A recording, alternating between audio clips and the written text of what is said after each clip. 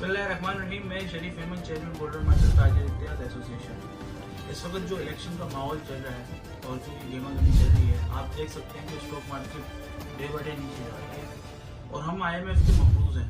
इस वक्त हमारा मुल्क कर्जदार है, तो हमें वैसी पॉलिसी बनानी चाहिए जो हमारे मुल्क को फायदा दे सके।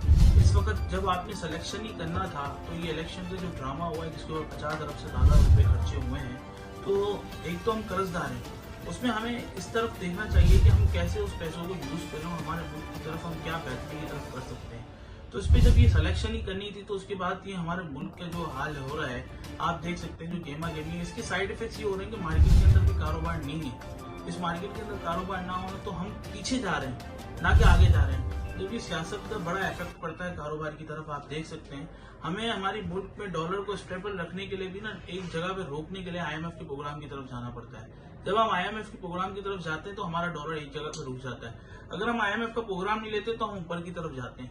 तो इस वक्त हमें जो सिलेक्शन होकर टीम आई है, उनको ये मशवरा देना चाहूंगा कि आप आ तो गए, तो अब क्या माजी की तरह ये चीजें नहीं होंगी? अब जो माजी में आप गलतियां कर चुके हैं, तो आगे जाके आप नए काम करेंगे। अब क्या हमें IMF के जंगल से आप छुड़वाएंगे? इस वक्त हमारे मुल्क को पैरों पे खड़ा कर सकेंगे आप? देखिए, हर मुल्क के अंदर ताजिर स्टेक होल्डर्स होते हैं, ताजिरों की नुमाइंदगी ली जाती है, एडवाइजर बनाया जाता है उन्हें। इस दफा हुकूमत में कोई भी आप मायूस करने एक बात है कि ना ताजिरों को एडवाइजर के तौर पे, ना किसी चीजों के तौर पे ताजिरों को यूज किया जाता है। ताजिरों को सिर्फ ब्लैकमेल करने के लिए यूज किया जाता है।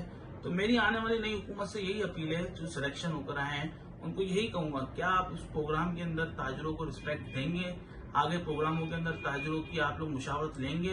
देखिए, हमें काम करना है, मिलके काम करना है। ताजिरों के बगैर मुल्क चलाना बड़ा मुश्किल होता है। तो इस वक्त हम आप लोगों के साथ देने के लिए भी तैयार हैं, लेकिन हमें अपने मुल्क के लिए कुछ करना पड़ेगा। IMF को खत्म करना पड़ेगा और अपने पैरों पर खड़ा होना पड़ेगा। अस्सलाम वालेकुम।